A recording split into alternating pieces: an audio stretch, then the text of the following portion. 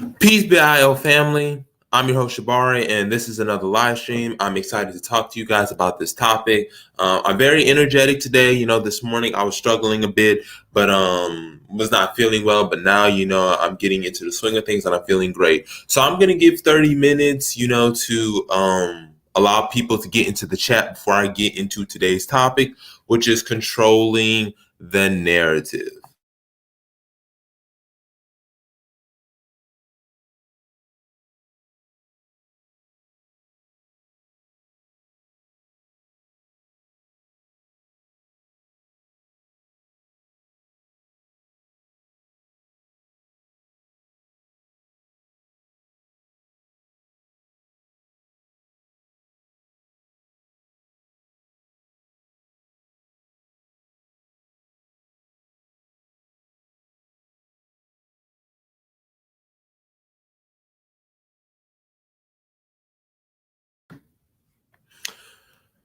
All right. Well, there were originally two people in. There are not that many people in now, but I know that more people will come in as time progresses. So I'm just going to get into today's topic, which is controlling the narrative.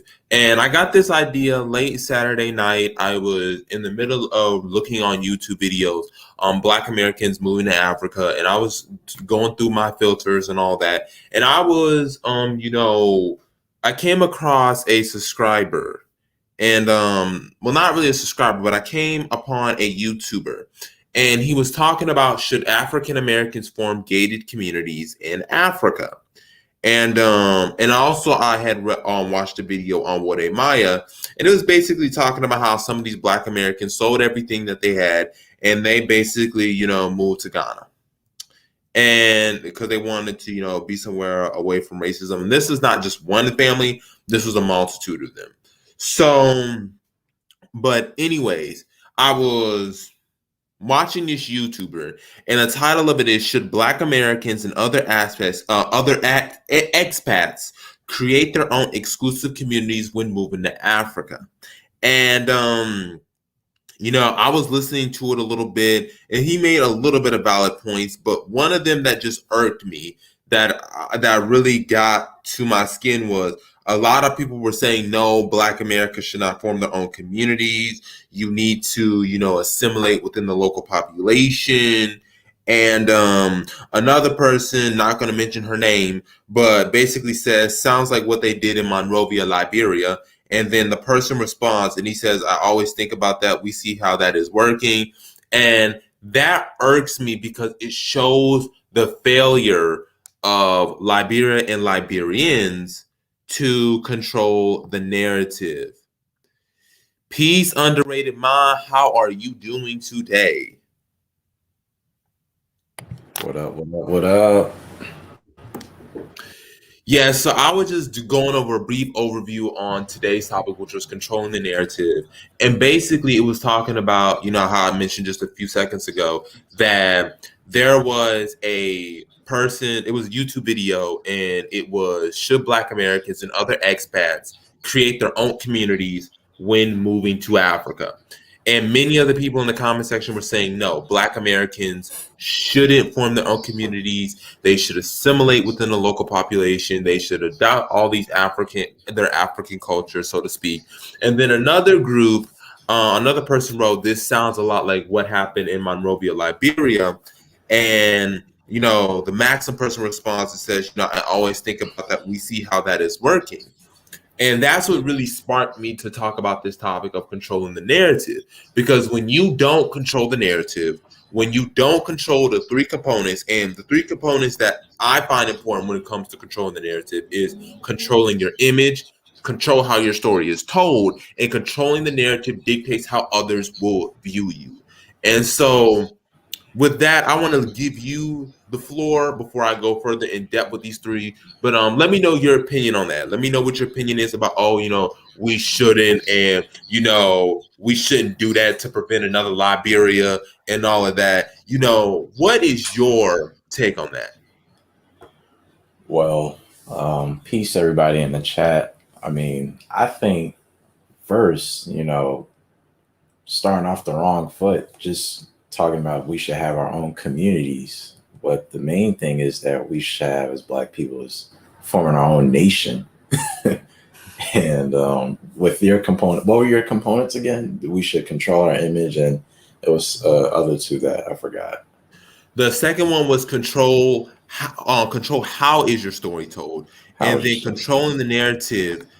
Controlling the narrative dictates how others will view you. Those are the 3 points that I wanted to bring up. Yeah, yeah. I definitely agree with those two because you when you're the narrator, you know, you basically have everything is under your decision making, and that's something that you can create within for yourself. And then when other people outside of your bubble or whatever are looking at you, they have to accept what is, what they're seeing from you. So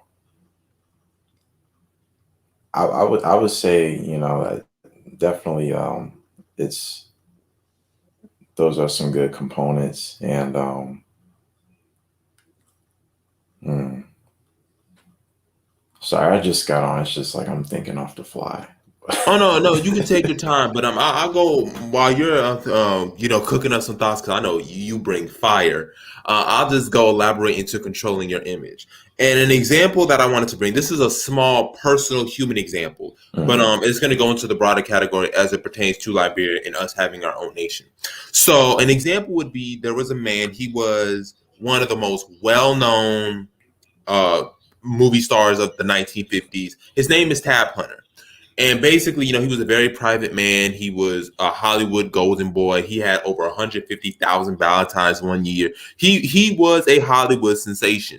But Mhm. Tab Hunter, when he heard that someone else was going to write his book or write a book about him, he immediately said, "I'm going to write the book myself."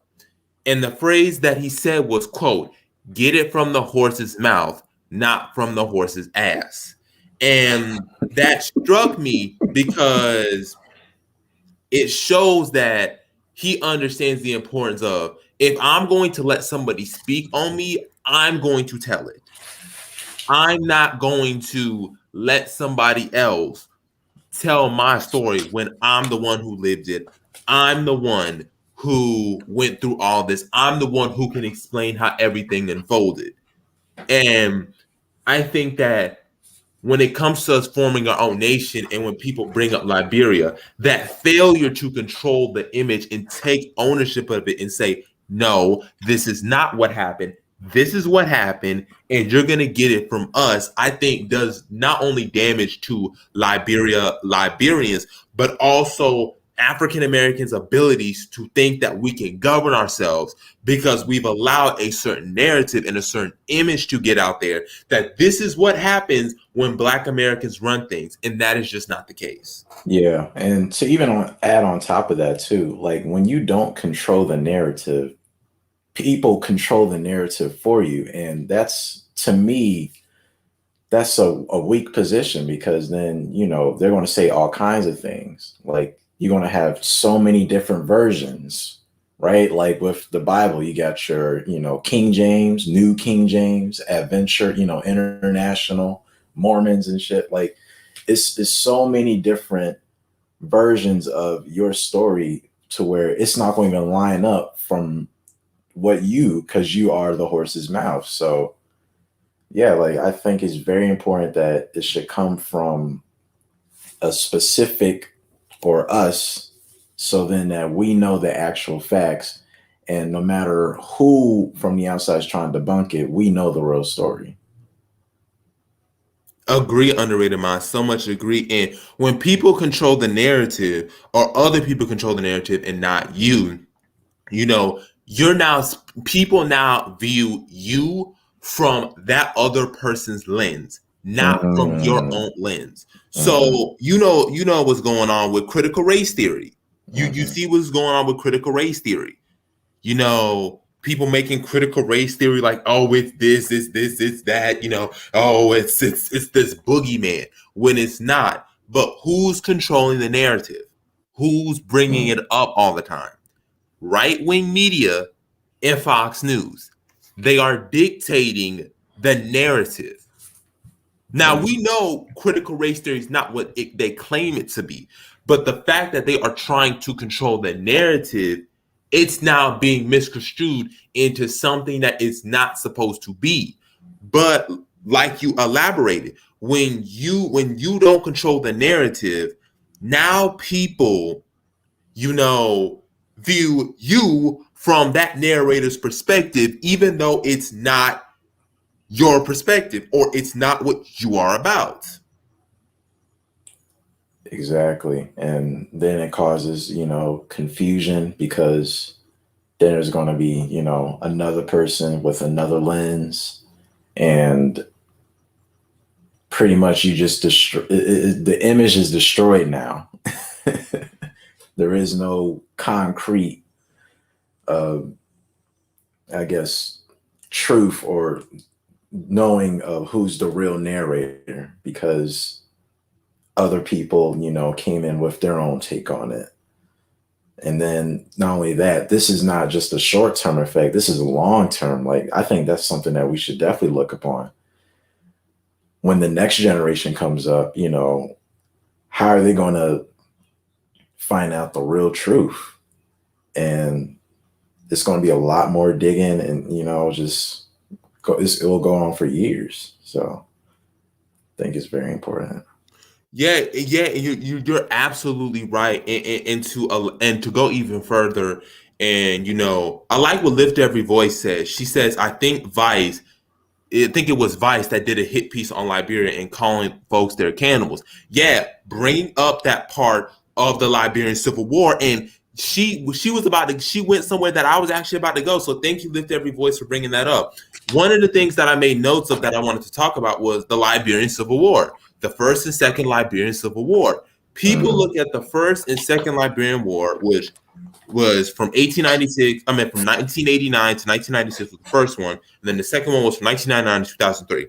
People look at what Charles Taylor did, the cannibalism, the abuse, the drugs, and all the soldiers, and that was branded to the entire world, the Liberian Civil War and all the atrocities that were committed by Charles Taylor. And like she said about the cannibals. And so now that one gets 15 million views. 15 million people have watched that video. I think it might even be in the 20 million mark of people that have watched that video.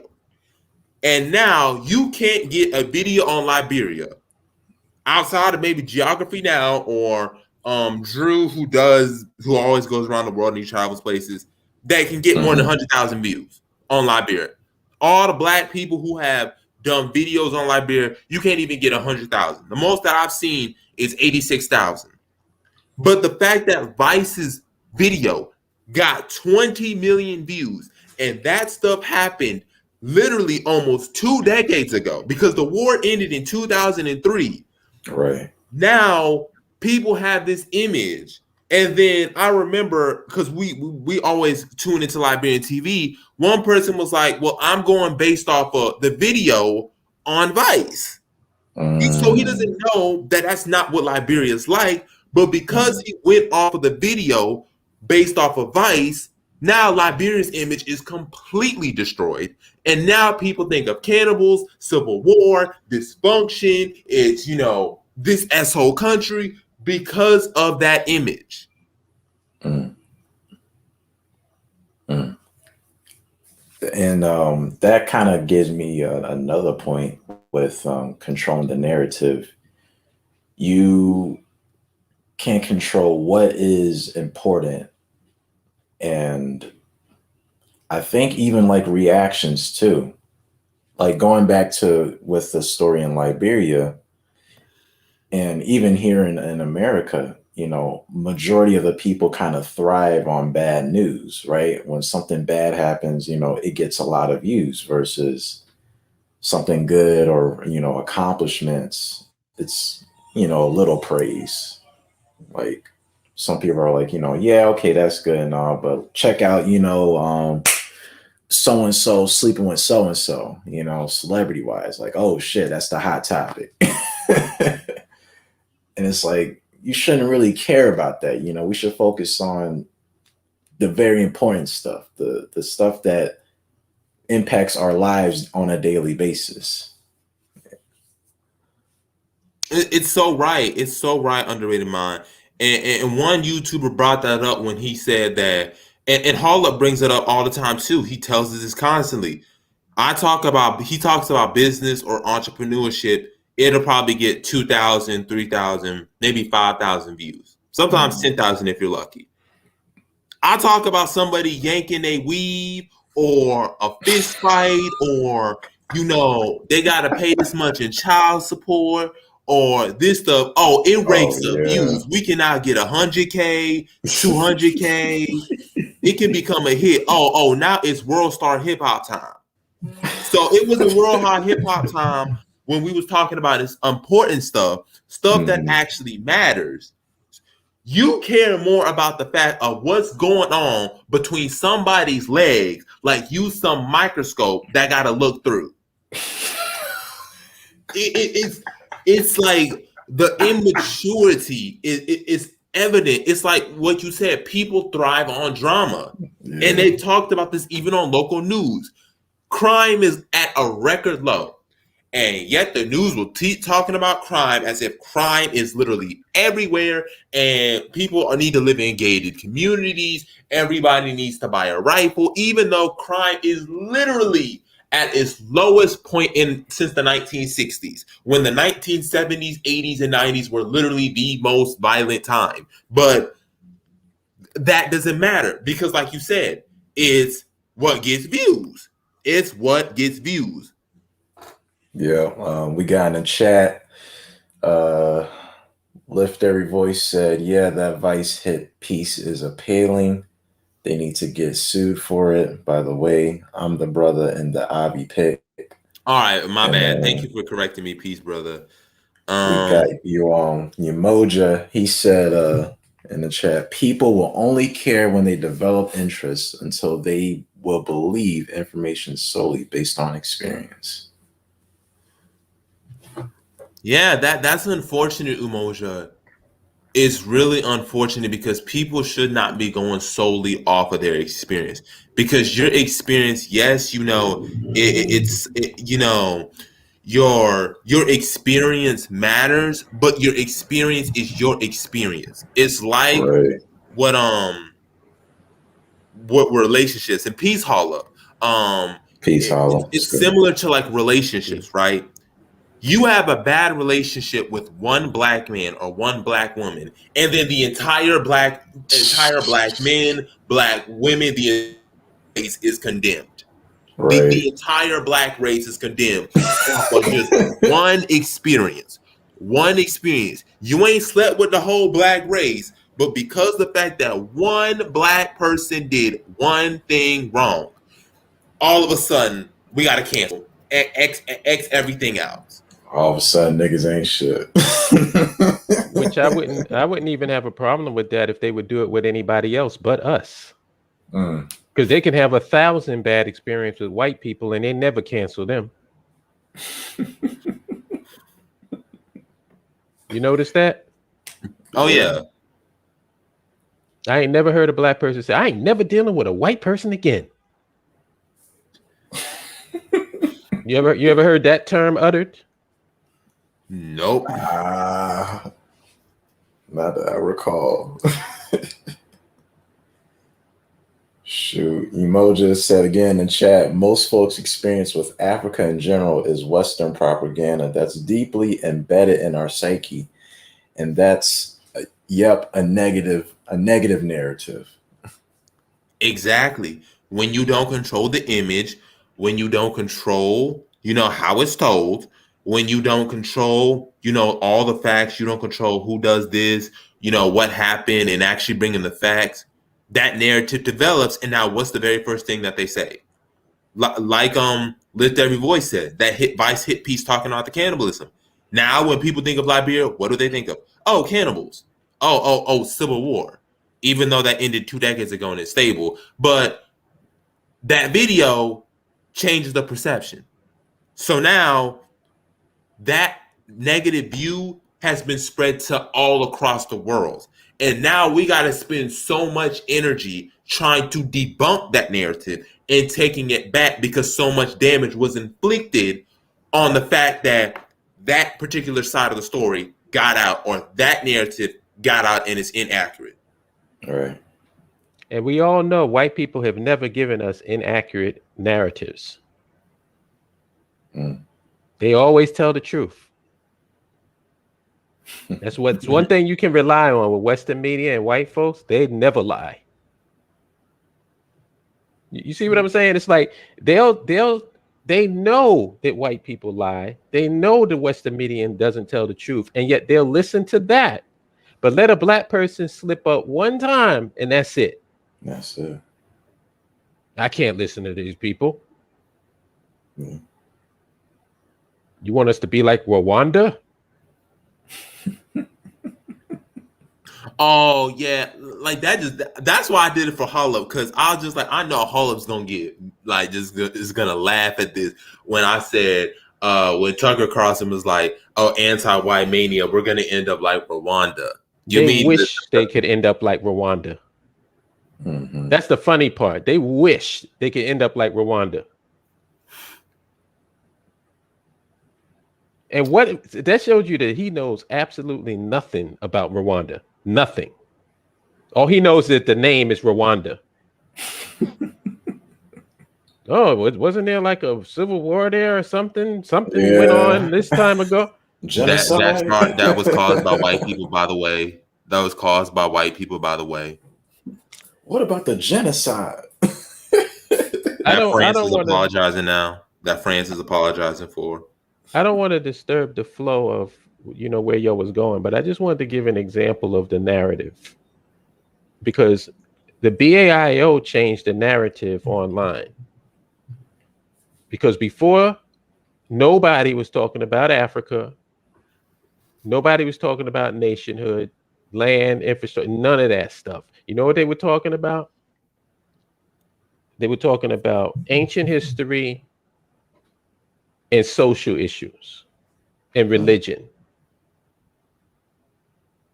And we came in and we changed the narrative, said that this is what we need to be talking about. And now people is talking about repatriation. People is talking about nationhood. People is talking about the continent. That's what the power of controlling the narrative does. And we still have more to go. Yeah. We still have more to go. Because the narrative in mainstream black media, black talking head media, is not nationhood. Right. The narrative is militant integrationism. That's the narrative. Trying to remain black and not selling out in America, which is hysterical to me. Trying not to get high while living in the crack house.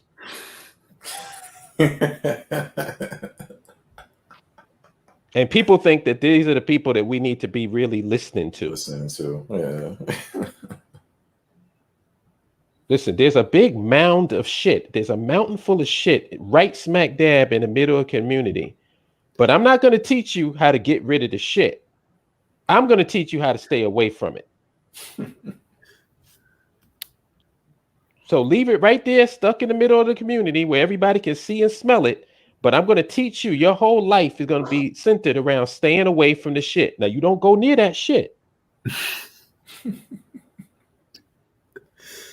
And then when somebody like us raises our hand and say, well, how about we get the shit out of the neighborhood? Whoa, what is going on with you? You crazy? That's crazy talk. There's going to always be shit in the community. You see, when you put it like that, it don't make no fucking sense, does it? No. But nobody puts it like that. People engage in lunacy and give lunacy legitimacy. He wants to move this shit. These people don't know what the hell they're talking about, y'all. Y'all listening to idiots. You're listening to mouth-breathing morons.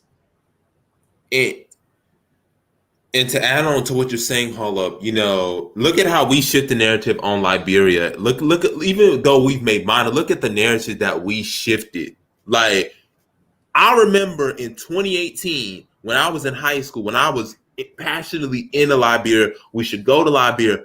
Nobody was talking about it. Nobody. It was like dead silent,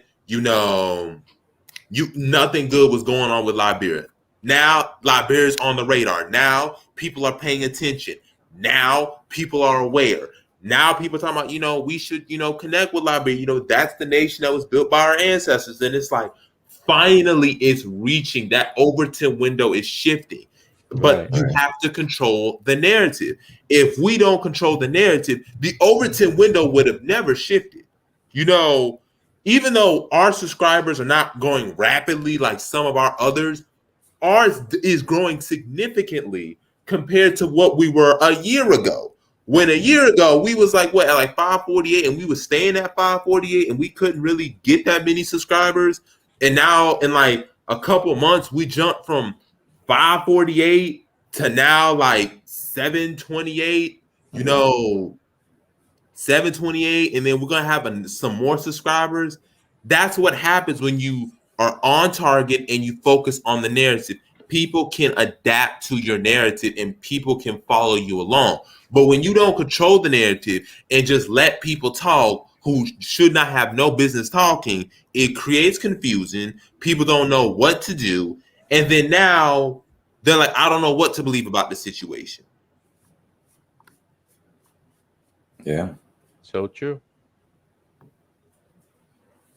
Which one of the commandments is the power commandment? I don't know offhand. Oh man. Let me see if I can find it real quick. I was going to take a guess off the top of my head. I didn't want to do that. I was going to say, was it 4, 5? Let's see.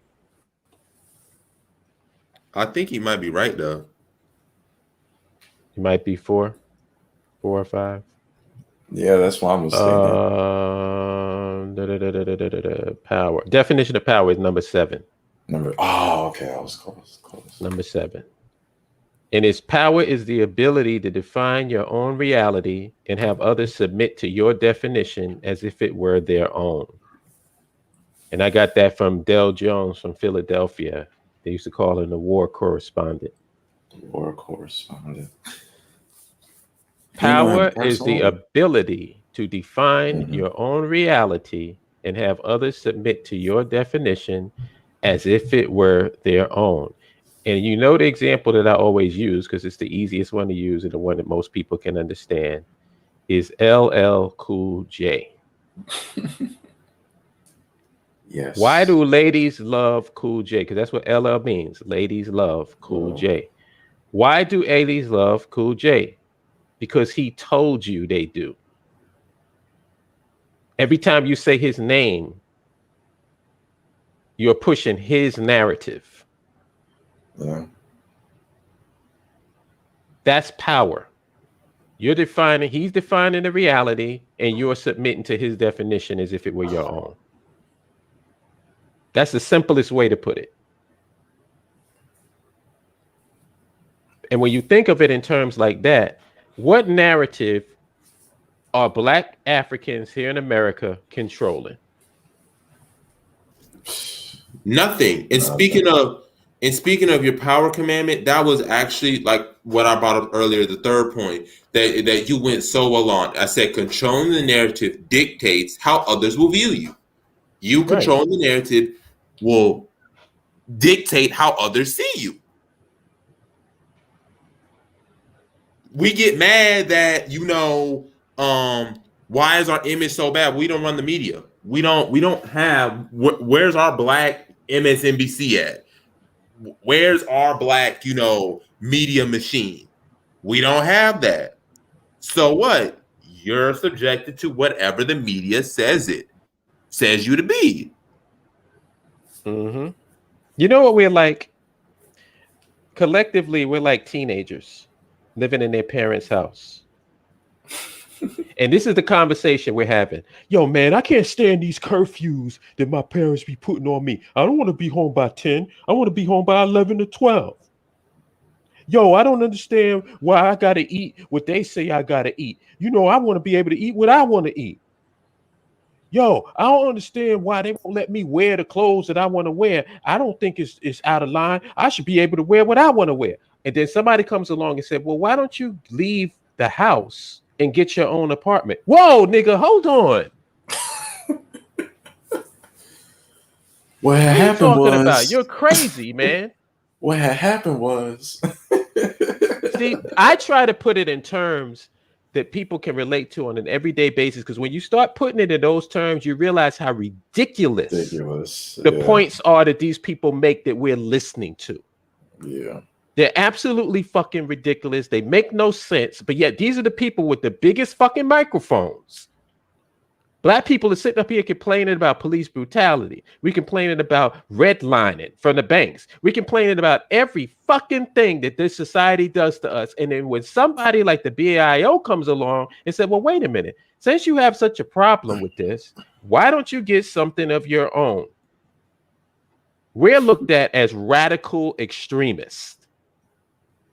And Hala, let me add on to what you're saying with simple so that people can understand about controlling the narrative and my first point about controlling your image, right? Let's say we've all been to high school, we've all been to college, or let's say you're on your job, right?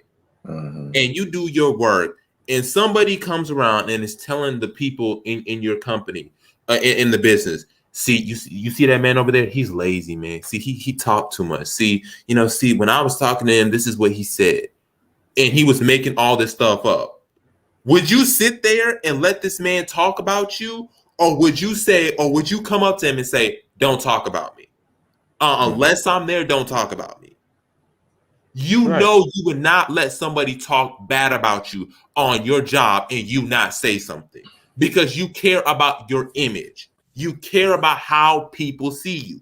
You don't want your employees to get the wrong perception of you because somebody else wanted to dictate the narrative, who you were and what your work ethic is and what you're about. You quickly correct them. Yeah. And even to add on to that point too, shout outs to Spirit Lifter. She had a episode on her channel with dating and mate selection, and Holla, when you go out anywhere, it's very important that you're conscious of your image, basically, like not to just wear anything, but anything that fits you, that suits you, and it's respectable, because people are going to look at you a certain way. Like, it could be as simple as that when it comes to controlling the narrative, down to what we wear, Right. And people can understand that as an individual standpoint. But then when it comes to a collective thing and looking at a bigger picture, then it's all of a sudden it's foreign. Another example would be simple. There's a reason why you have a dress code policy when you go to work or when you go to anywhere. You have a dress policy. There's a reason for that, right? If I were to go to, let's say I was supposed to meet you for dinner, and you saw me dressed in my PJs and my do-rag, and I came in there and you were wearing a polo shirt and khaki pants, but I was wearing my purple colored do-rag on. I was wearing my PJs, they striped, they blue and all that stuff, and I sat down with you.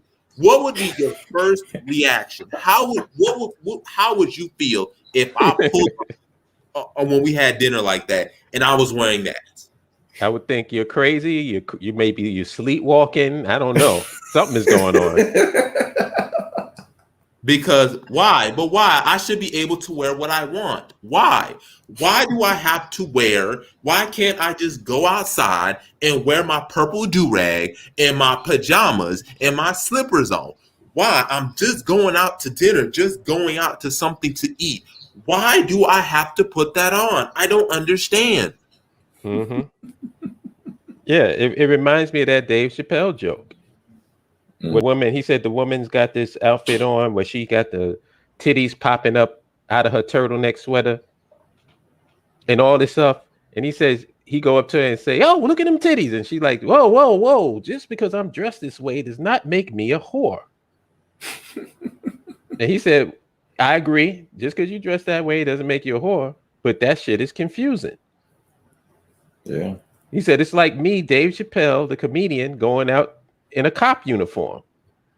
He said, "Somebody might roll up on me and be like, 'Hey, officer, help us. We need help. Help.' He's like, 'Listen, just because I'm dressed this way does not make me a police officer.'" He said, "So yes, it's true. Just because you dress that way, it doesn't make you a whore, but you are wearing a whore's uniform. And if you're wearing a whore's uniform, some people might mistake you for a whore."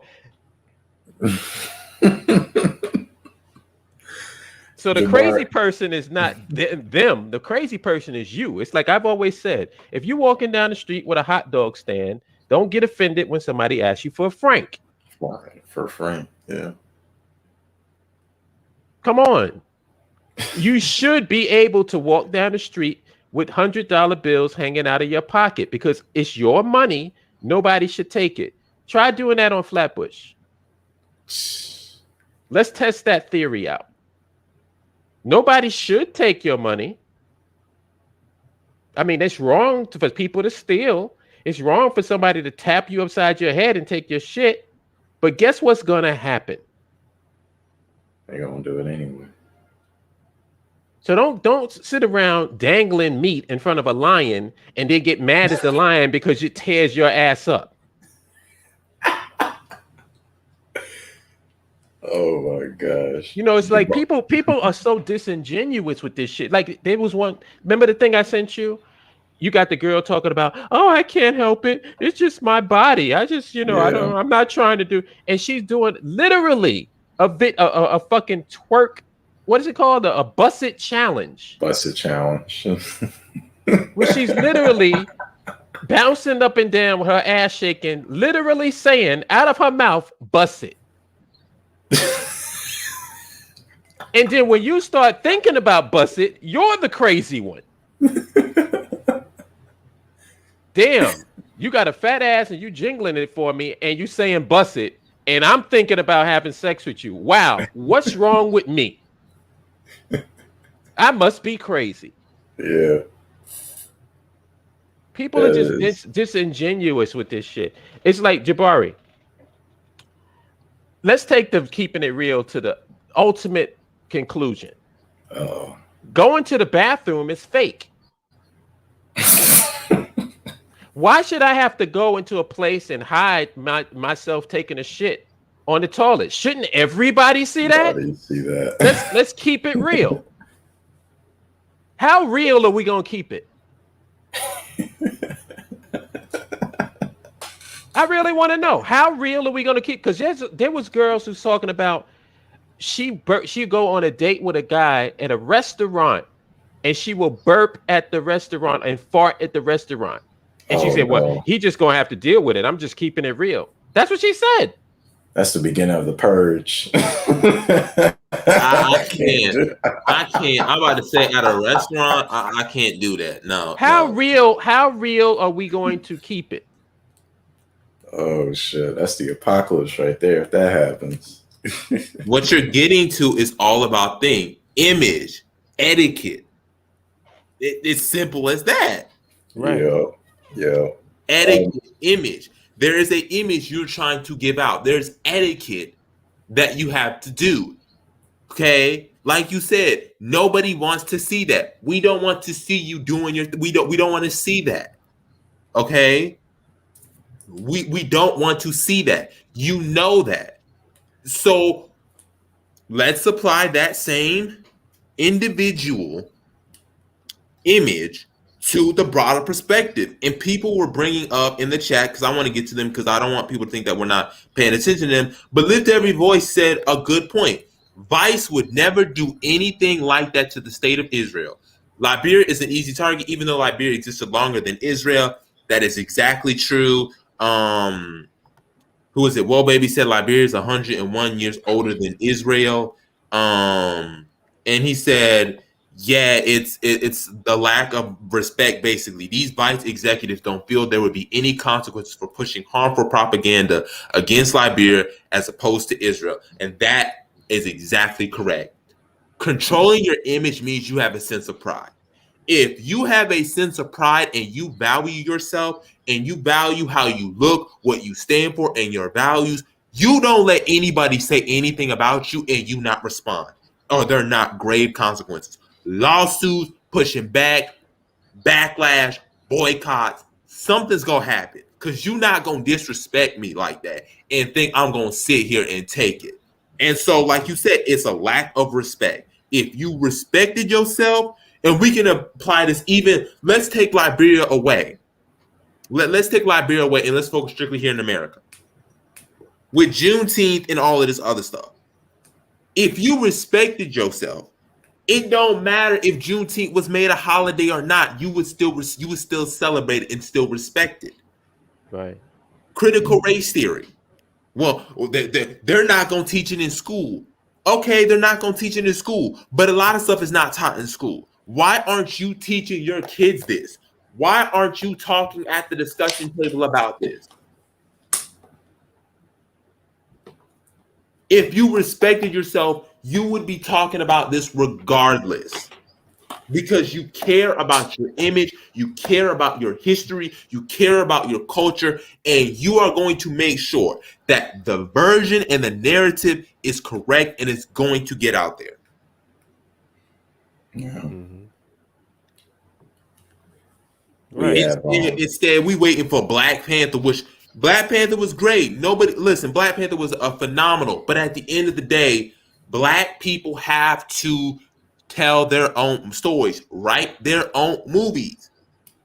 I don't see a Black version of the Hunger Games or something like that, or a Black dystopian trilogy. So I'm taking the man to write it. Why? Because I'm controlling the narrative.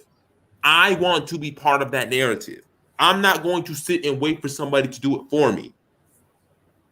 I'm like that you use Black Panther as an example because I want to use that as another example of people not knowing what the hell they're talking about. You got a story on the big screen of an African nation, the most technologically advanced African nation on the planet, with a resource that everybody in the world wants and doesn't have, in total socioeconomic and political control over their own society. And what was the narrative that was pulled from the movie? Why that white man had to be in a ship?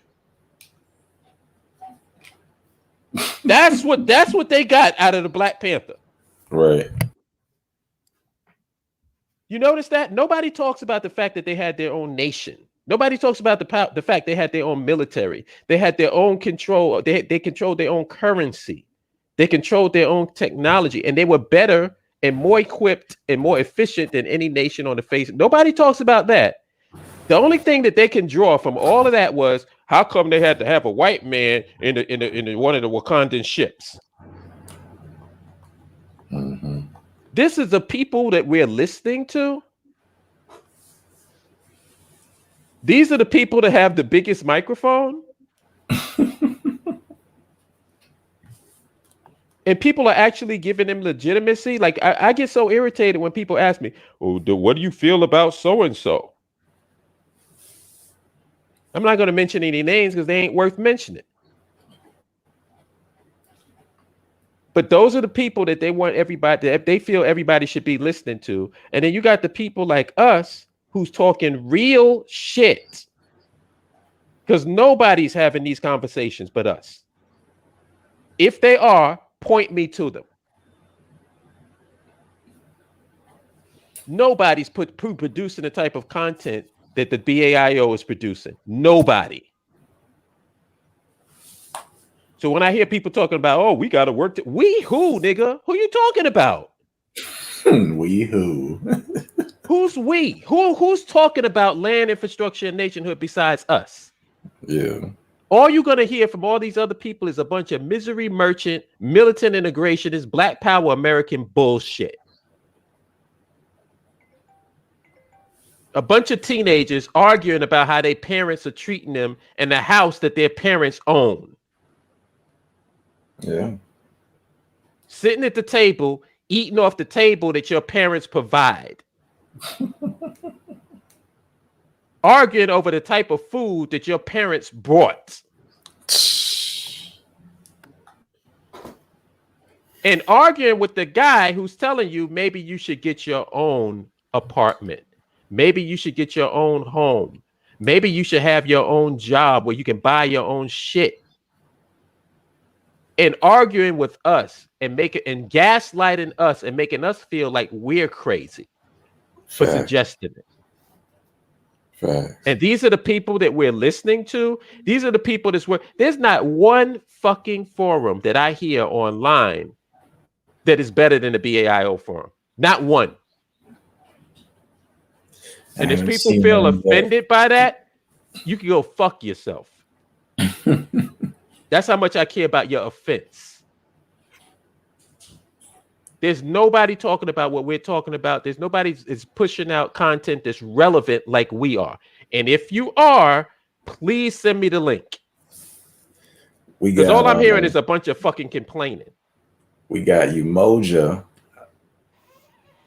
What's going on, man? Hey, good morning or afternoon, depending on what side of the country you are on.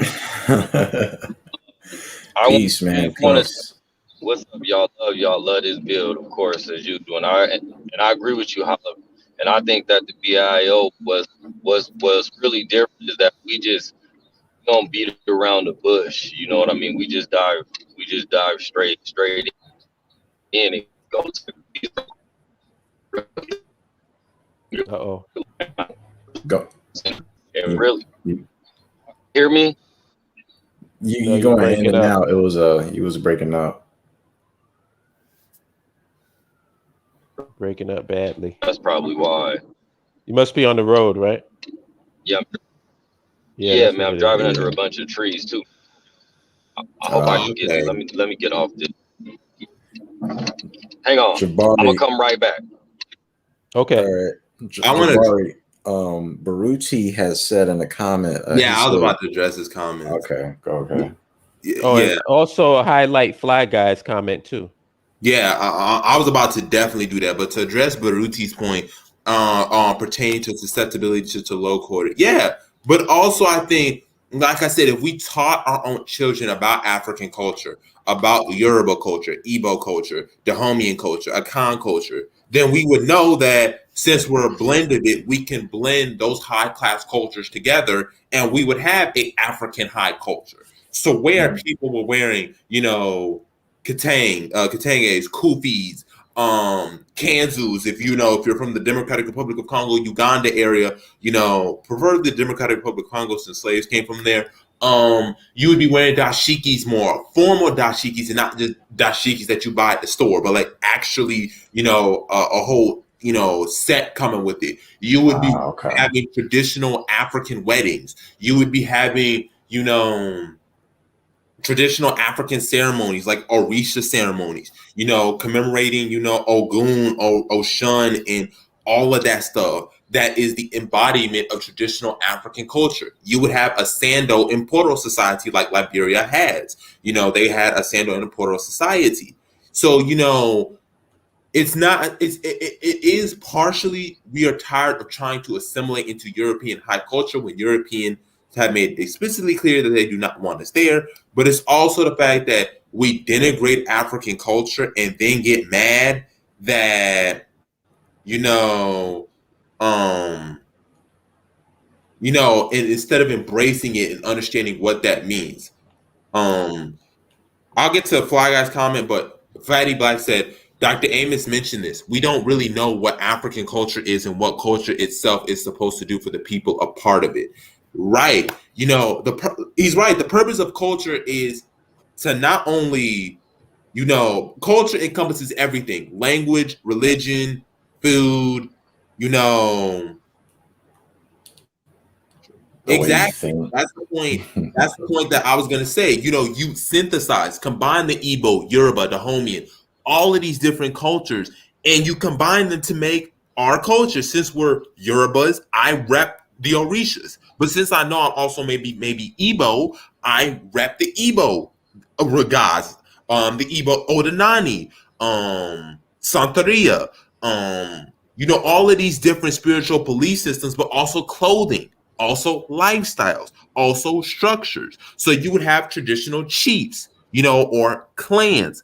Underneath that word, above that would be administrations. Then it would be, mayors and all of that stuff. But the point of the matter is the purpose of a culture is to provide infrastructure so that people can thrive.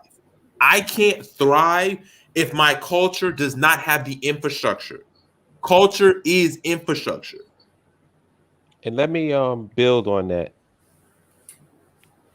because a lot of, like, in the conscious community, there's plenty of people that will tell you about culture. They'll tell you about synthesizing culture. They'll tell you about creating a new lingua franca and all of that other stuff. None of that is going to happen unless you control the context for which it to happen. So we can try to put the cart before the horse all we want to. We ain't getting none of this shit until we control the territory. We can have a piece of territory that we can control, build up the infrastructure on that territory, and have a nation. Because I personally think with our culture, in our new nation, a new lingua franca is going to develop just organically. Yeah, Sierra Leone and Liberia, that happened too, what people forget about. Sierra Leone, Creole. Creole is what? African American English with Mende, Bo, all the other Sierra Leonean languages, because the African Americans that lived there assimilated into, they married each other. We act like as if they didn't they married each other. So naturally speaking, they're gonna have to share languages. Haitian Creole, another example. Can y'all hear me now? Yeah, we can hear you. Yeah, I hear you. Yeah, so I wanted to point out something about narrative and how narrative is actually changing.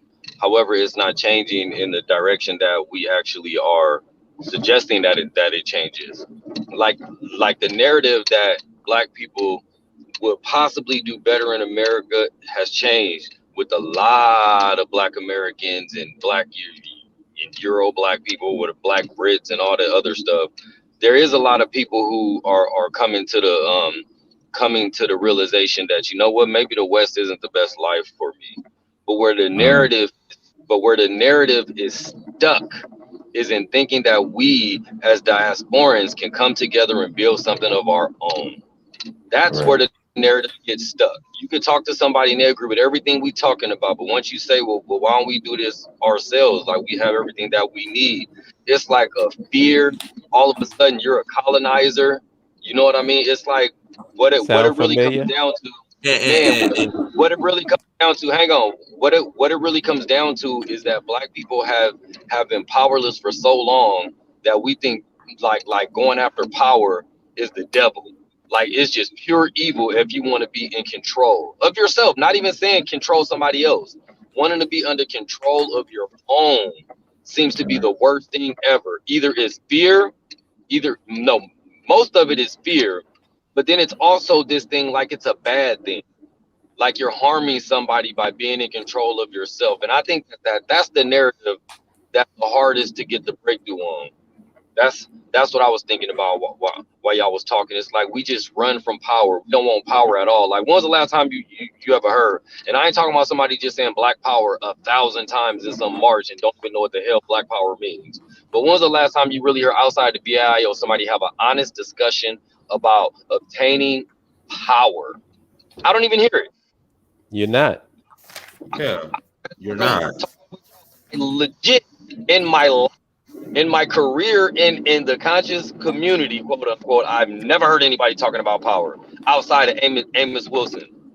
Never heard anybody having power. It's like it just don't exist. We don't need that. We could talk about like Hollip was pointing out. Yeah, y'all can talk about the getting your own language, getting your own. How you gonna do that when no one gives a fuck about you and they're not at all thinking that you have no power to instill any of these things? How you gonna do it? It's just not gonna happen unless you have power. Yet we seem to be terrified of power. Like I don't even hear it. It's kind of crazy when I think about it. I do not hear the word spoken Yo, Yamoja, Yes, sir. a battery without power is dead. Who said that? Wasn't that Amos? Yep. Yeah.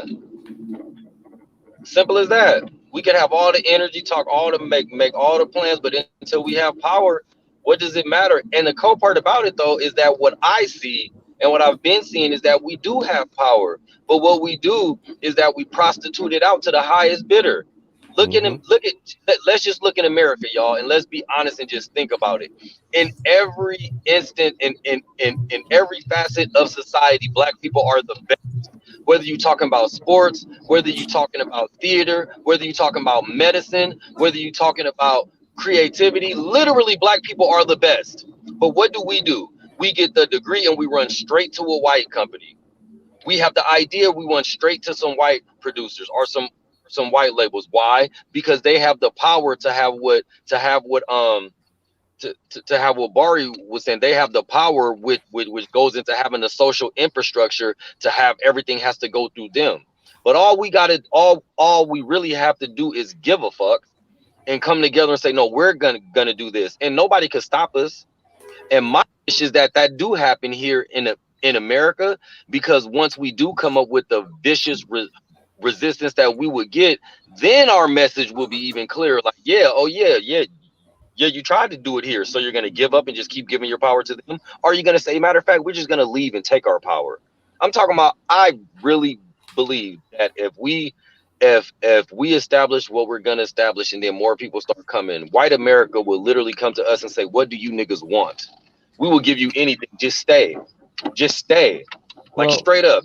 just to build on, I would like to just to build on the point that you just made. Let's say hypothetically that Liberia is currently our nation state, and we were to take all of the Black American talent in terms of, and I'll just use sports. Who's beating us? Who's gonna beat us? Who's beating us in the Olympics? Who's beating Liberia in the Olympics? World champions.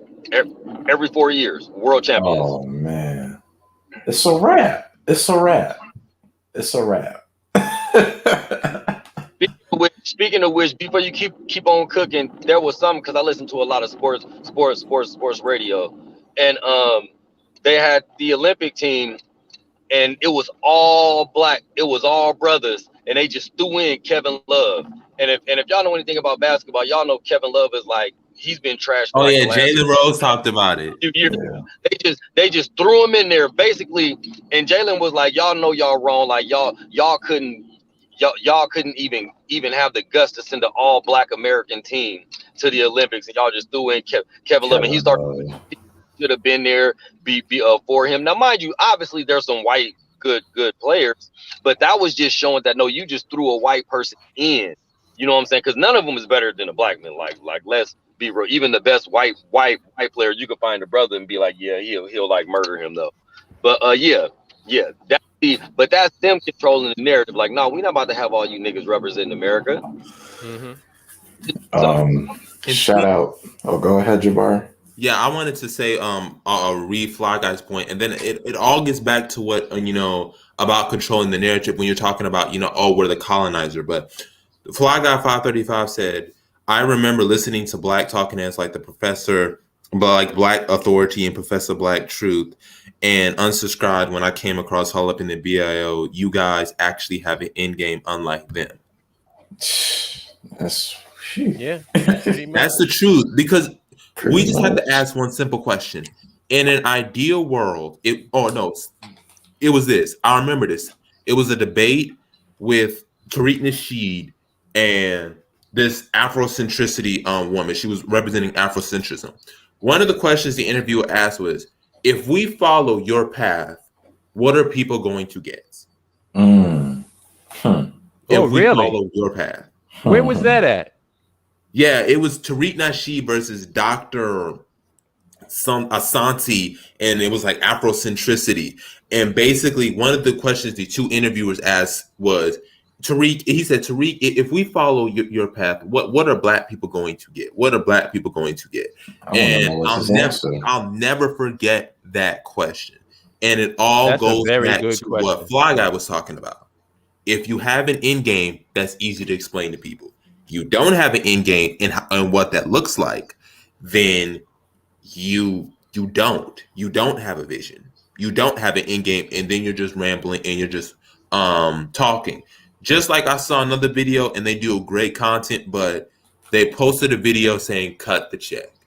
And I'm just like, here we go. Yo, Jabari, to get back to that point, what did Tariq say? Yeah, what Tariq said, I kid you not, this is what Tariq said. If you follow me, we're gonna build up our own communities. We're gonna have our own education system. We're gonna have our own military and our own police for protection. And I just sat there the whole time, just like flabbergasted. Like, so basically, So we're gonna have a nation, but not have a nation. Wow. Here we go. Did these people never hear about the Civil War? Remember that union that Abraham Lincoln talked about? Mm-hmm. Gee whiz, man.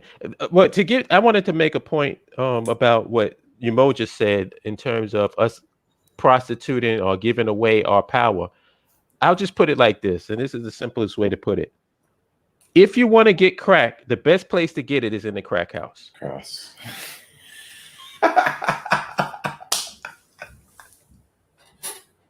I'll just leave it at that.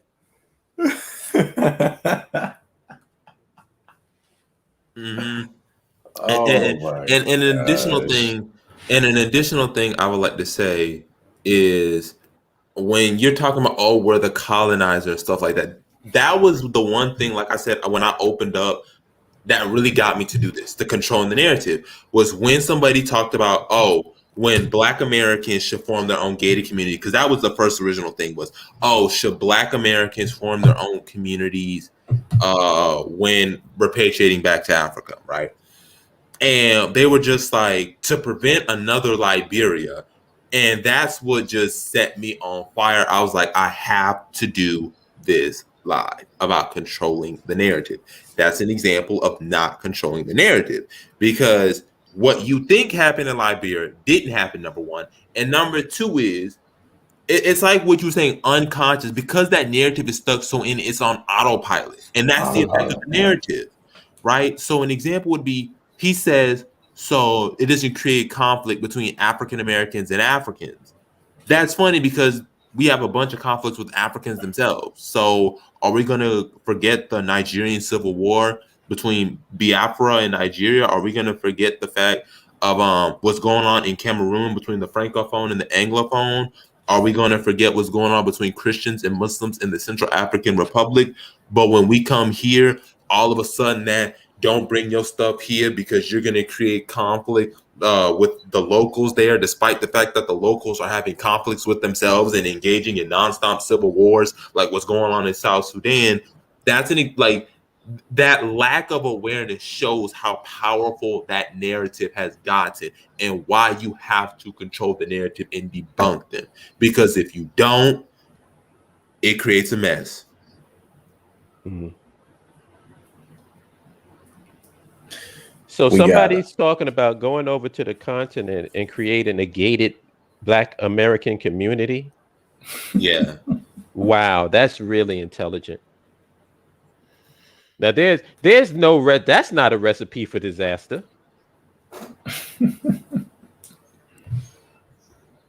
Unbelievable, man.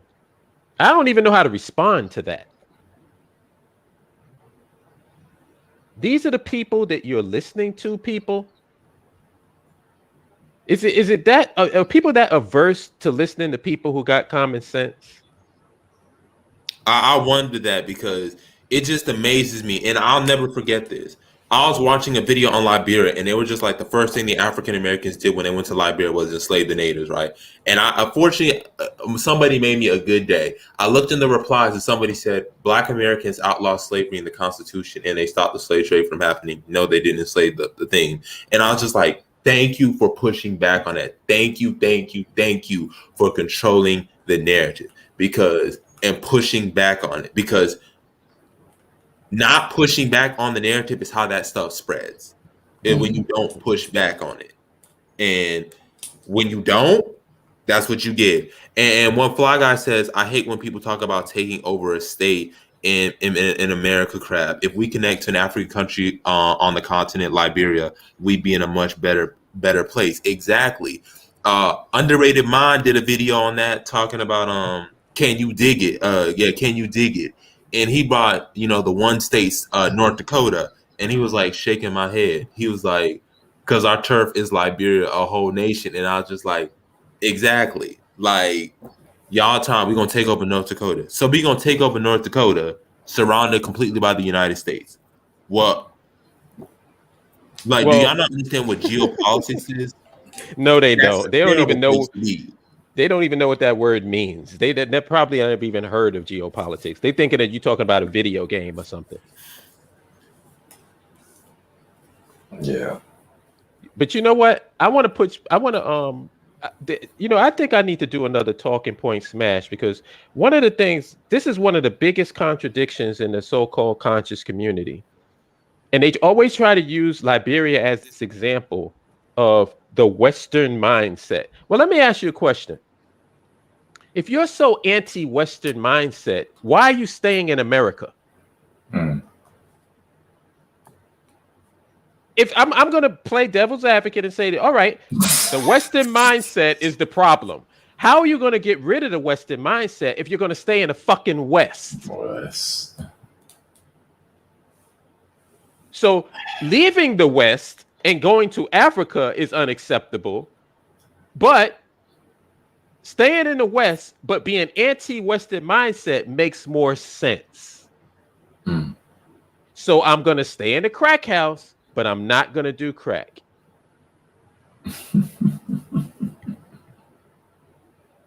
I'm going to go to an alcohol store for lunch, but I'm not going to drink it.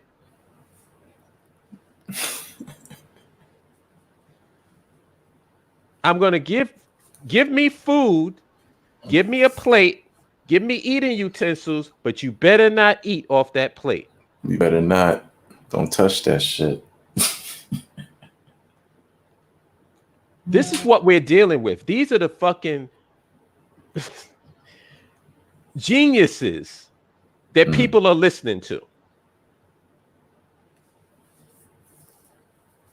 Western mindset. Every time I hear that, and to add to your point, Hall, about the Western mindset, if you're so anti-West, if Africans were so anti-West, why are they still Christian?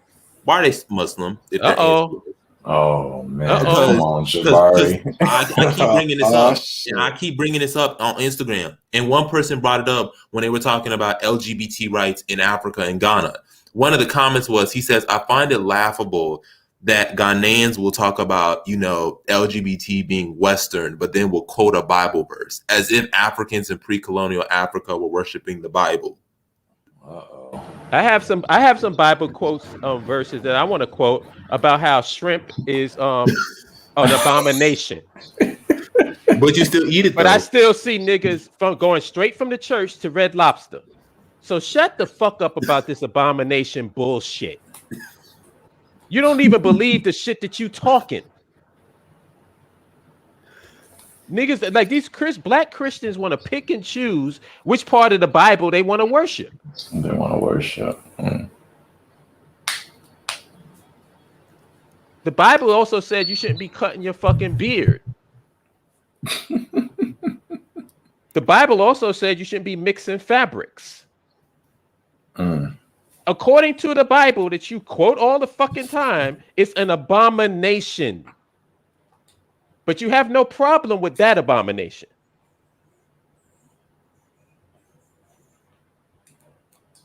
Stop it. Just stop. Stop. Yeah, it's like what it you is. quote Just, that Western mindset. You quote that Western mindset, but then I can find 1,000 other Africans who literally said the exact same thing, and you won't say a single thing.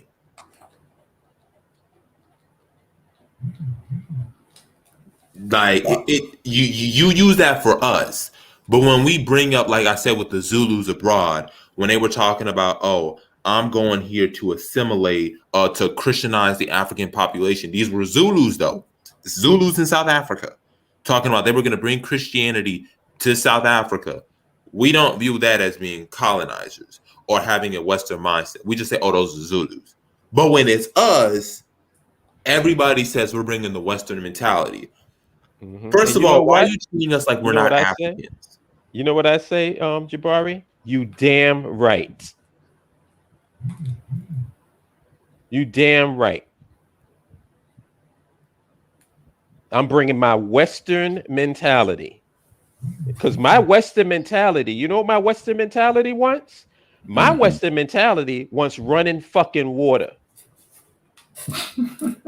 My Western mentality wants electricity that stays on 24 hours a day. My Western mentality wants roads and highways. So you goddamn right. My Western mentality wants to be in a place where I have AC. Yeah. Well, when it's cold, I have heat. That's what my Western mentality wants. And you know what? You goddamn right. You know what, Holla? You just said something that made me think about. There was a time where I was doing some kind of community meeting or something, and I started talking about like, no, we don't need other people in our meetings. This needs to be all black. No, we don't need to be asking people for money. If people want it, the people need to come together and build their own money. And I just started going off points like that. And somebody had said, man, that sounds like some white people stuff. And I was like, listen, if being in control of ourselves and taking care of ourselves is white people shit, I am Caucasian. How about that? like every time it's seriously though, every time it comes to something about being in power and being in control of our own self and doing it for ourselves, that's one of the lamest comebacks. Oh man, that's some white people stuff. Why we can't have other people? Man, how about we just take care of ourselves? Like, why does that have to got anything to do about white people? That's called self-preservation. Look at Will Baby's comment. Look at Will Baby's comment. Yeah. How about this? Because Jabari speaks about this all the time. Why is it that just because you have like European culture, is every fucking aspect of it a bad thing? Like, is there certain things that, like, when you see another culture is doing something and it works, why not take it?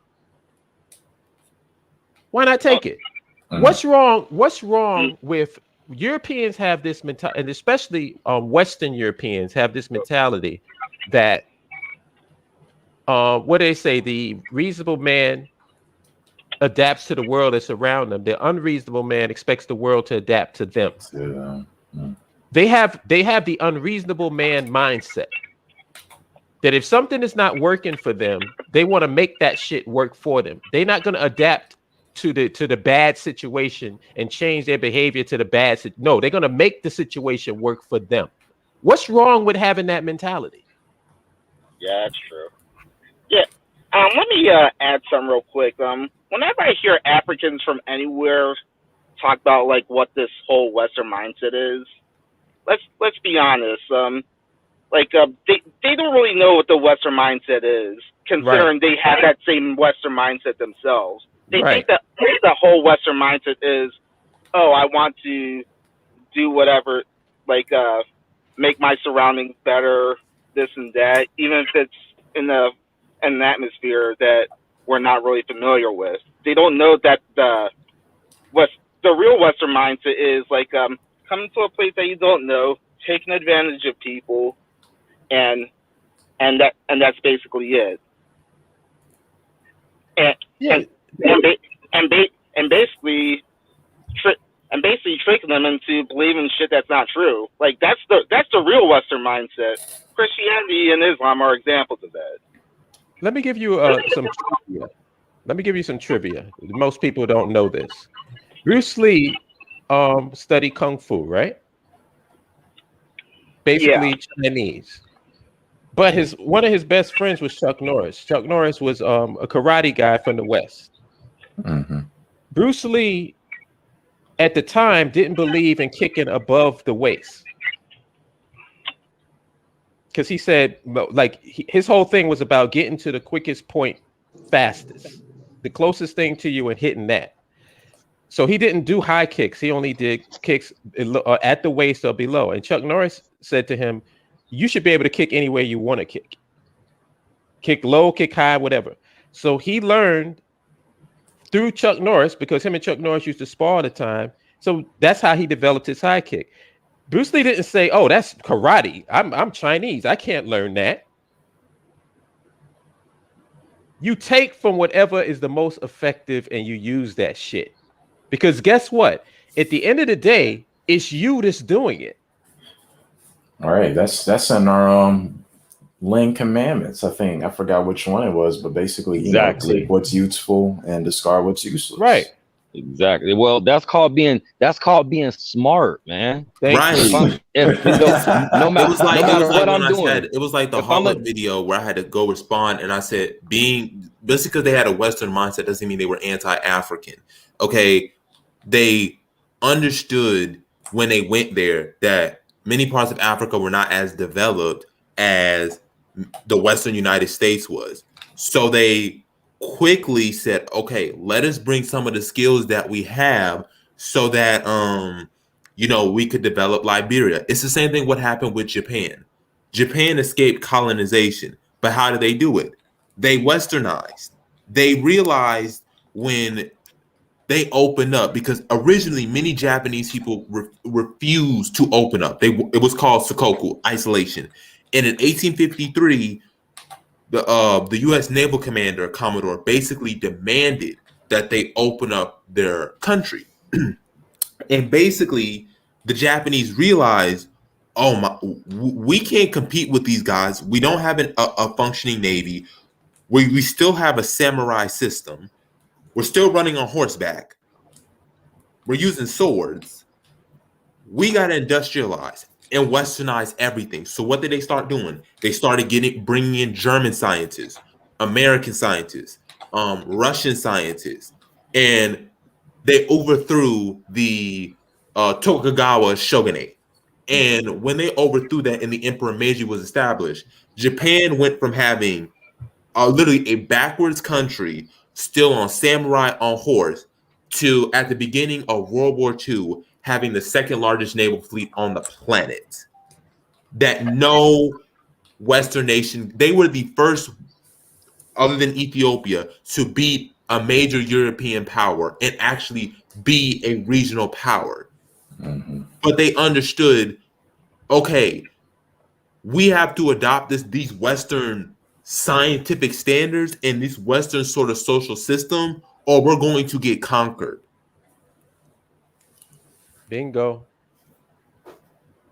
The Japanese weren't waiting, saying, "Oh well, we're bringing in the white man's mentality." They was like, "Nope, we're trying our country to survive and protect our interests, and if that means that we're gonna have to get rid of the samurais, get rid of the daimyos, getting rid of all that, and we gotta do a Western style military, then it's just gonna have to be." There you go. And you know what? The people that push this Western mindset shit, they think that development is actually European. Disgusting. Right. The mere concept of developing your nation is a European concept. In their mind, that's what they think. Mm-hmm. So if you want to keep it real, no running water in Africa, no developed roads and highways, no constant electricity. No, that's not African. What you should be is in squalor. Then you a real African. I mean, this is what people actually think. You should be in squalor praying to God. That's what many of us think, unfortunately. Fatty Black said it right. Yeah, they think modernization is European. Matter of fact, Jabbar, you made a point that people should understand the difference between modernization versus westernization a while back.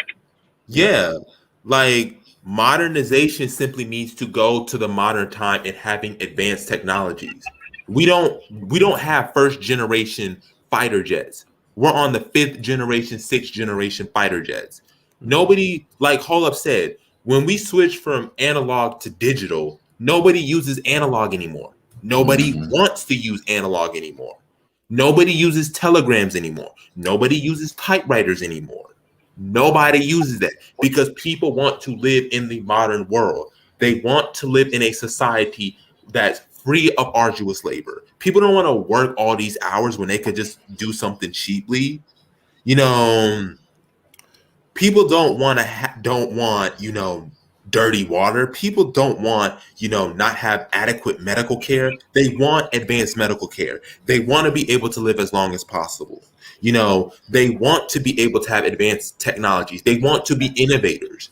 And like Fly Guy said, you can innovate your country without giving up your African culture. It's that simple. The fact that we conflate science with conflict with African spirituality, that doesn't make any sense.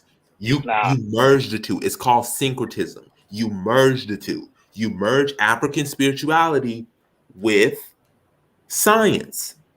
So, and go ahead. And that's another thing that people should have gotten out of Black Panther. Right.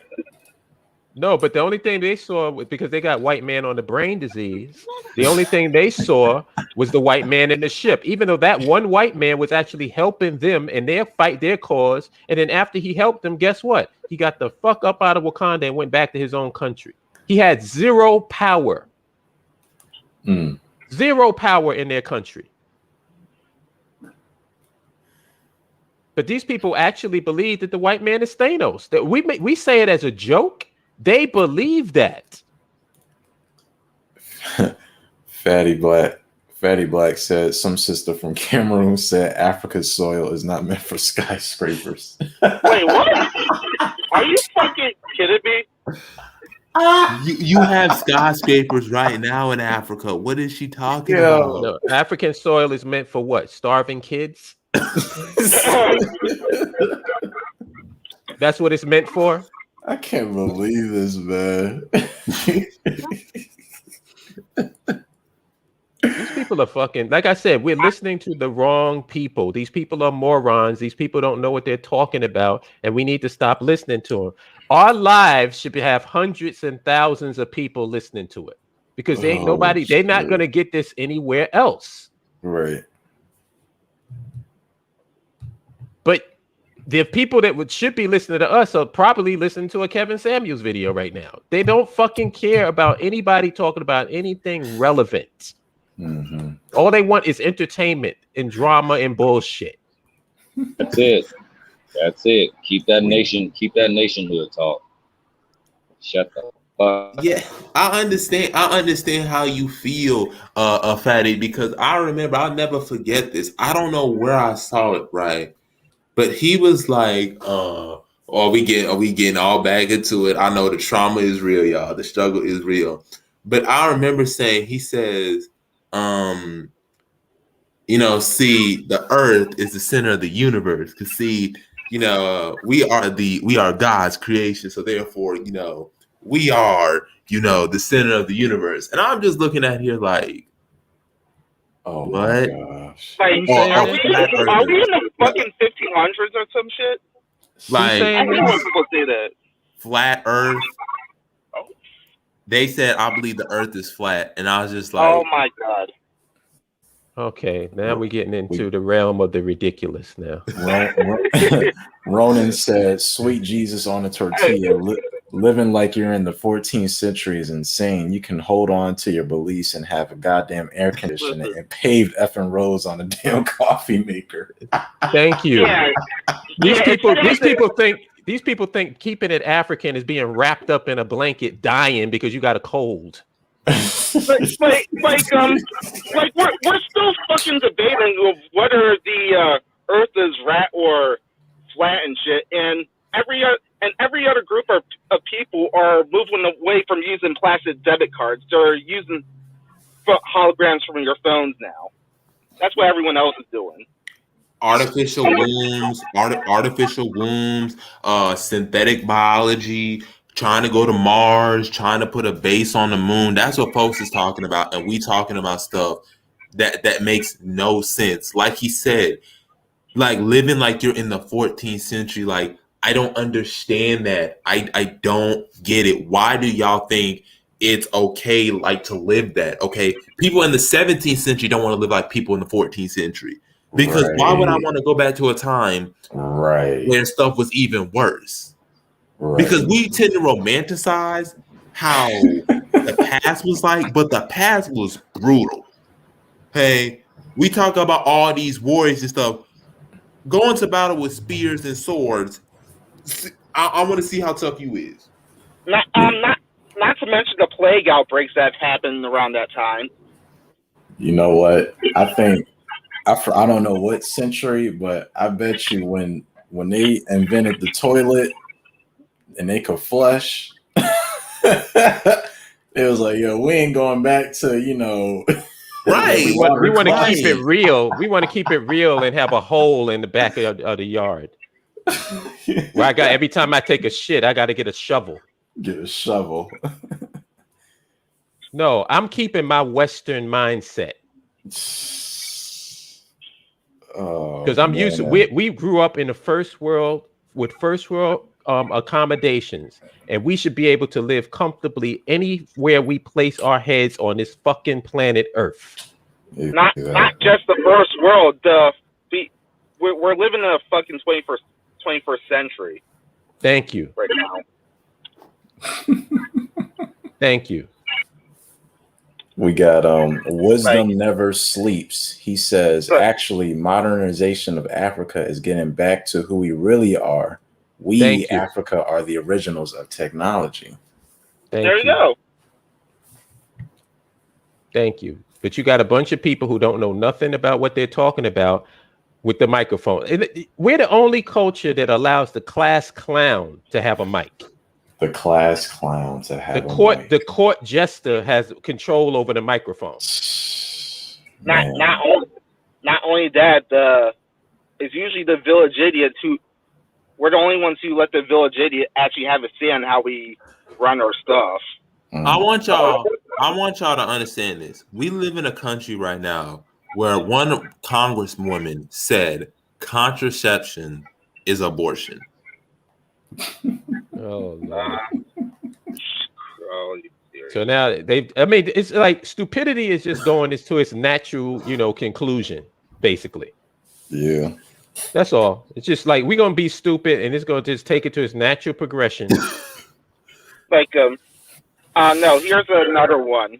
You see, according to our research, the Native Americans were Nubian. So they look the way they do now because they mixed up with the whites. So they developed this whole mongoloid appearance that you see now. Okay. Oh my God. Ronan Black came back. He said, so I guess we can't have a nation state unless you're running around in a loincloth and have huts. That's keeping it real. These people are insane. Yeah. Yeah, basically. Yeah. They want to go back to time when people were shitting in holes and you had to wipe your ass with a sponge on a stick. That's what.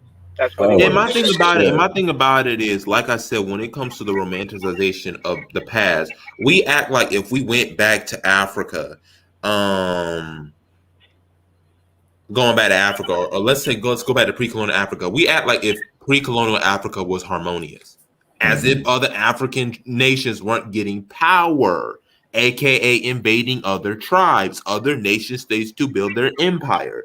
That's what they were doing. That's what the Mali Empire did. That's what the Songhai Empire did. That's what the Nook Empire did. That's what the Nubia, the Egypt, every empire in pre-colonial Africa was cared about its power and preserving its nation and its people. Hey, we acting like Africans in pre-colonial Africa, we was all friends and we was all breaking bread and we was all at the dinner table. No, we wasn't. Not if that was the case, the slave trade would have never happened. Right. We got a question in the chat, but first, Baruti said the only non-brutal geospace and environment of the ancient past was the Garden of Eden in the Bible, a fable of creation. And then the question is from Nathani Yahoo 82. If I didn't pronounce it right, let me know. But he says, what's your guys' take on Dr. Arikana trying to build a Wakanda? That's a great satellite community. But we're focused on Liberia. Like they're building a diaspora city in Ghana. That's great. We would love to have a diaspora city. But the reality of it is that a lot of African Americans want to go somewhere where they feel is home. You know, I was on Twitter and I was reading a tweet where she was like, "Why are we even still in America?" It got 1,000 likes. Thank goodness. It almost got 2,000 likes, and it was like, "Why are we still in America?" Right? And one of the comments they said was, "Where are we going to go? What country are we going to go that we can claim as ours?" Mm-hmm. And so building a Wakanda City is great to serve as a satellite community, but we're primarily focused on our nation state, which is Liberia. So we support Dr. Erikana Chama Chi Humbori. I sorry I butchered the name, on building a Wakanda, but the reality of it is that, you know, when we say we want our nation state, I heard she was flat out against it. Yeah. So, you know, that's a great satellite community. I'm not going to take anything from her, but I'll let you guys give your opinion on it. Yeah, I spoke about this because this is why I say if you want the right answers, you got to ask the right questions. When they asked her the right question, she was totally against us having our own nation state. So who is the Wakanda for exactly? Whose interest does it work for? Does it work for ours? Because they're going to be under the Ghanaian government. Thank you. So see, that's what I'm saying. You got to know the right questions. That question that the person asked Tariq Nasheed was an excellent question. I wish I would have asked that. Oh, excellent. Man. If you can find a link to where that conversation happened, I would greatly appreciate it because I'm going to take that and cut it. Yeah, I'll try to find that because, you know. Please do, because I'm going to take that portion and cut it because that's the right question to ask. Because if you ask any of these militant integrationists and any of these Black Power Americans that question, they're going to ramble on for minutes upon minutes and hours upon hours, and they're never going to give you an answer. We're not going to bring up the person's name, but he did a video on saying that should African Americans have a nation state in Africa? And how many African Americans were against that question? They were against the question. Not only were they against having a nation state, they're against you even asking the question. Think about that. That's like being against standing up and peeing.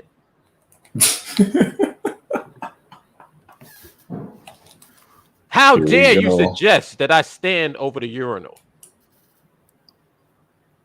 Like what? Fly Guy said, "I'll be very happy when the day comes when these Black talking heads lose relevance among Black people across the globe and we can do our thing without listening to their BS." Yeah, that's true. Like their days are numbered. Their days are numbered. I'm already there. Their days are numbered. For the average, their days are numbered. What people were or are saying Wakanda forever, they do not understand that they are saying they want their own nation. BAIO is what Wakanda's about. Exactly, but everybody wants to play Russian roulette and shoots and ladders and all of that.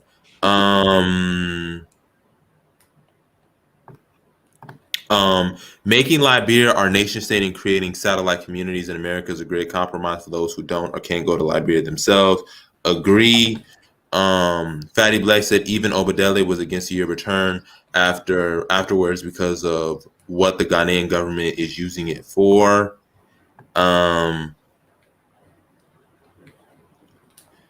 He said, "I have a question, Jabari. Do you want Liberia to secede or do you want Africa to secede?" Like you said, that's kind of a dumb question. And I understand there's no such thing as dumb questions, but to say that, you know, in order for Africa to secede, individual African nations have to succeed. Right. Africa can't unite if one African country or a couple African countries are dysfunctional. They have to be functional themselves before all of Africa can unite. We can't. It's like what's going on in East Africa, right? They want to bring the Congo and South Sudan into the East African community or try to merge themselves into a nation. But they said we can't let South Sudan in because they're unstable. Mm-hmm. You have to stabilize your nations first before we can even talk about Africa as a whole. It's like the African Free Trade Agreement. We have a great opportunity to create a single African market, but it's going to be useless if individual African nations do not succeed in industrializing themselves. So yes, I want Africa to succeed, but before we can succeed, we got to make our nation succeed, which is Liberia succeed first. Your national interests come before your regional and continental. We see this all the time. Look at what's going on between Ethiopia and Egypt. What's going on between Nigeria and he said, man, South Sudanese people taking over Australia, LOL. I did not know that. I did not know that many South Sudanese people were there. But to continue on what I was saying, you have a situation, what's going on in where's it at? Nigeria with the southeastern region. Yeah. Cameroon with the francophone and anglophone region. You have to make sure those countries are stabilized before we can bring Africa together. We have to stabilize it. You said not all nations need to succeed, only a few. No, you don't. You need all nations to succeed. Because, okay, Bruce, God. Hold on. Let me simplify this, right? Look at what's going on in Europe with the European Union. Are there civil wars breaking out in Europe right now? Are there civil wars within the European Union, like actual gunfire happening? Are there coup d'etats taking place through the European continent? With the exception of Ukraine, no. Okay, then. And that's due to a conflict with Russia because NATO's trying to expand. We all know why. But that's the point. Europe is stable. All European countries are stable. So same with Asia. East Asia is stable. East Asia is not dysfunctional where there's civil wars breaking out and there's fear of coup d'etat and there's a fear of this going on in like what's happening in Mali. You need these nations to succeed. He says, Bruce Lee would say, let you finish your statements. He's talking about you. Yeah, he's talking about you, Chima. No, you, Jabari. Oh, me. Yeah. Okay. But what I was saying was with that is that if you don't let's take Liberia for example, right? Let's say Liberia is stable, but then we have a coup d'etat that happens in the Ivory Coast. That's going to be a problem for us because while we're thriving, we now got to deal with that drama that's going on in Ivory Coast. Mm-hmm. Now that situation is destabilized. Now we got a refugee crisis in the Ivory Coast. And now we have to worry about Ivory Coast's potential outcomes spilling over into our country. Yep. Can I just say one thing? And I'm not even going to speak long. Can we stop being one-dimensional thinkers and thinking like children and start acting like adults and thinking like adults? That's all I'll say. Because when you start thinking like an adult, like nobody would ever make the statement, yo, you want New York to succeed, but do you want America to succeed? Like there's no contradiction. And he says if the U.S. didn't exist, Russia would wipe the floor with Western Europe. No, they wouldn't. There's a reason why. Listen, if Russia could invade if it wanted to. It's just like Ikundayo said, war is expensive. Russia only has a population of what? 144 million. The EU has a population of 562 million. So you think if Russia's going to take over Western Europe? What? Russia just wants its sphere of influence. Ukraine, the Baltic states, and Central Asia. It wants its sphere of influence. Same thing with China and Japan. China and Japan are actually pretty cool right now. China is doing its build-up because of the U.S. Because the U.S. is provoking it. Daggone, Whoa Baby said we need to think like statesmen and not like pilgrims. And not to mention, doesn't war cost money? So Russia doesn't even have the finances to invade anywhere. one thing people can say what they want to about Vladimir Putin. He's not a fucking idiot. Exactly. Same thing with Xi Jinping. Like, Vladimir Putin isn't Thanos either. Right. The media wants you to believe.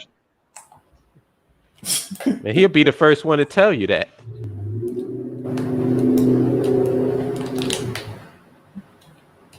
What is wrong with having a base of operations? Yeah. What is wrong with having a centralized power where you can actually control policy from? What's wrong with that? In their point of view, you're running away. That's what they claim the problem we're being is. a colonizer when you look out for your own interests first, and then we put our interests together once we've got our house in order. Bruce, that answers your question when you say, do you want Liberia to succeed or do you want Africa to succeed? If you're gonna tell me about my house, you got to get your house in order first. Don't come and tell me I gotta do this when your house ain't in order. Get your house in order first, then come back to me. Once you get your house in order, then we can go and then we can talk. But that's like saying I'm gonna tell you how you should renovate your house, or we can come together and see if we can build something when your house is completely dysfunctional. Your house is a hot mess. It looks like an EF5 tornado done ran through. They had to issue a tornado warning for the whole neighborhood. Like, come on. Yo, Jabari, what was the reaction to these morons who stormed the Capitol? Slap on the wrist. The collective response from everybody in power. Did they think that was a good thing? No. Because the first thing that they defaulted to was, how does this make our country look? Thank you. That's the first thing that everybody defaulted. I don't care if they was right wing, left wing, whatever. The first thing they said was, how does this make our country? We have to be stable. That's more important than anything. You can't have a bunch of clowns running up into our state, our capital of our country, and just parading around doing whatever the fuck they want to do. Even right wingers knew this. All right. Like I said, we got to stop thinking like goddamn children, man. Start thinking like an adult. Don't be so one-dimensional in the way that you think. Because it's funny, we can live in a nation and yet be totally clueless about how nations operate. I mean, that doesn't exactly help when you have a nation that's run by people who think that way. Yeah, you're right. Crazy. I was listening to that. What was that guy? The guy who talked about the president who talked about the military-industrial complex. What's his name? Hoover. Was it Hoover? Dwight D. Eisenhower. Eisenhower. Yeah. He said, if you listen to that thing, what did he say was the way to avoid that? An educated populace. And that was what they keyed in on. Oh, so an educated populace is what would avoid this? Then guess what? This populace will not be educated. And I've said the same thing. Jabari said the same thing. Your people have to be the most educated people on this fucking planet. Because that's how you avoid shit like the United States of America. But when you have people that are raised to be morons and trained to be morons, you get Donald Trump. Hell, I wouldn't even be surprised if The Rock became the president. Oh man, I wouldn't be surprised. I mean, the baby should run for office. Maybe Cardi B. Don't they have? They got a good shot to be president because you dealing with a bunch of mouth breathing morons, and they're mouth breathing morons by design. Yeah. Didn't The Rock say he was trying to run for president? Yeah. Here's the worst thing. Here's the worst thing to me that utterly bothers me when people say, "Well, he's not a politician. We want an outsider." Why don't you bring an engineer? What? Why don't you bring an engineer or a scientist or a doctor or a lawyer? Why are you bringing in out of everybody you could find? That's the person you choose. I don't want a doctor who's actually trained in the medical field. I want somebody else that thinks outside the box. Give me a plumber to do my operation. Like I said, when you put it in those type of terms, you realize just how ridiculous these statements are, but nobody ever does that. Yeah, and speaking on anti-science, right? Do you not know in the U.S. Congress today? Yep, Ronald Reagan was an actor of Fatty Blacks, and also Schwarzenegger was a governor. Yep. One of the things that bother me: do you not know that less than like 5 congressmen have a degree in engineering, science, or mathematics, or in the STEM? Like few congressmen are in that field. As a matter of fact, I don't think there's a single engineer in Congress. That shows you, like what you're saying, we don't value education. We don't value intelligence. We don't value that, because if you did, you would look and say, okay, this man's an engineer. This man knows how to design stuff. He knows how structures work. He's been through school. He knows how to do calculations, be precise, be careful. We don't look at it that way. We like, oh, he's an elitist, man. So it's an elite. Like, I hate that word elite. Like the elite. Who's the elite? Because there are different forms of elites. There's the political elite. There's the social elite. There's the financial elite. There's the athlete. Like, what elite are we talking about? The elite. They don't know. These are just catchphrases, man. This is some WWE shit people is on. They're just spitting out catchphrases. They don't know what it means. And I can relate to that, because when I was coming up in the conscious community, the catchphrases was do for self. Right. And I used to repeat, do for self. We got do for self, do for self. And nobody ever, and I didn't know what do for self actually meant until I heard Amos Wilson talking about it. And that's when I had my aha moment. I'm like, oh, that's what you mean by do for self. Mm-hmm. Because it sounds cute. It sounds like, you're really being radical and revolutionary, but most people don't know what these terms mean. All right. Do for self means do for self. Self. Meaning, if there's a hurricane, your cleaning crews got to deal with it, not the white man's.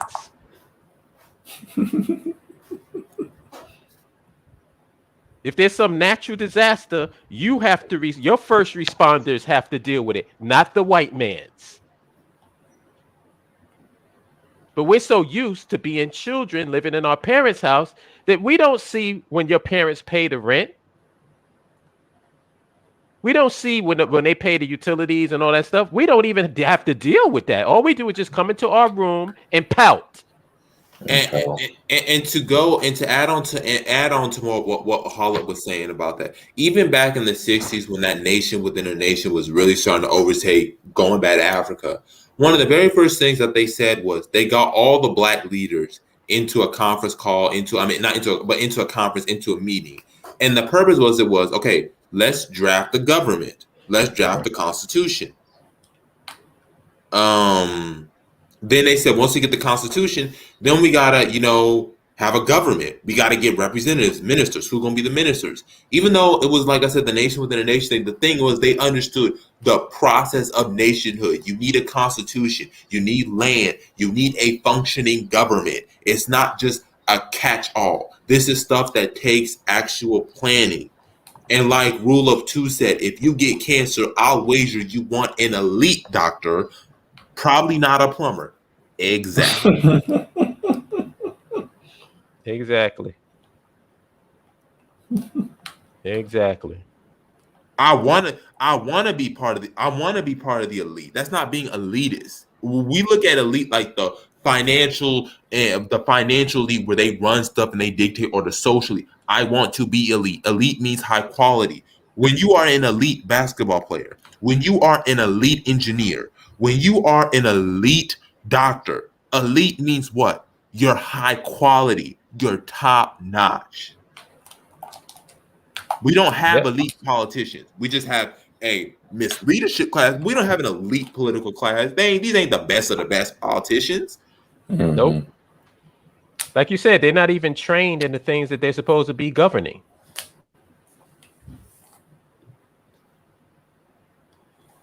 Vic said the U.S. is set up to where your most talented politicians can't win. Facts.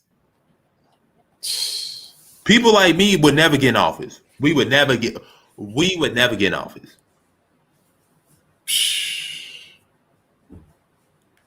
I wish I had the mic drop.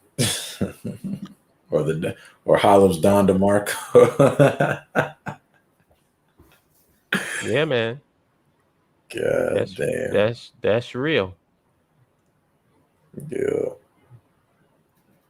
Yeah, but it's just it all goes back to what we were talking about with controlling the narrative. When you don't control those access, when you don't control your image, yourself, you're prone to all of this mess because you don't control it. If you care, you would control it. Because like people have said over and over again, if it deals with confidence, if you don't have confidence in yourself, what makes you think people gonna have confidence in you? If you don't treat yourself right, why should I treat you right?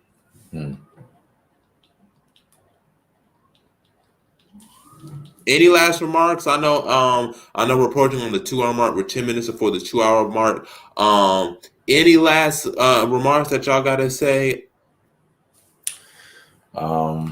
I'll just say for me, don't forget to like, comment, subscribe, and register to the BAIO website. That is BAIO African with a K, AFRIKAN.org. And Sunday, I didn't come up with a topic for the lounge this Sunday. I guess it's open discussion again if That's good with us. I like open discussions. Yeah. And yeah, control the narrative. We got to control the narrative. Those are my thoughts. Chima? He basically said what I was thinking.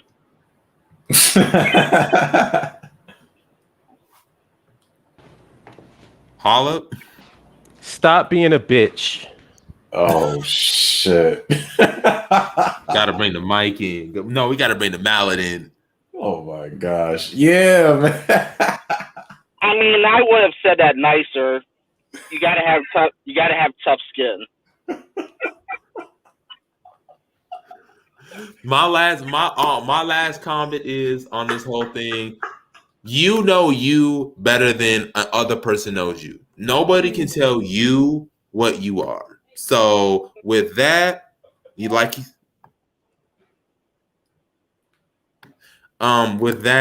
So tune into the lounge, tune into the BIO news. I'm gonna do a lot more. I only did one video, but I'm gonna do a lot more. But yeah, when somebody brings up Liberia, check them. Because the worst thing you could have is for somebody to run their mouth and it's able to fester in the air. Because we all know we don't want bad air, and they're polluting the air right now. Yep. And another way is don't step into some shit that you can't wipe off your feet. Nothing more. Somebody in the chat, Black Etch Production. Yeah, I guess That's he's Brian. saying we should talk about. Oh, Brian. Mm-hmm. I guess he's saying we should talk about the plateau this Sunday or today. We can do that. Like I said, it's open discussion, so yeah, sure. But all right, peace, y'all. This was great. All right, y'all. All right, Peace, everybody.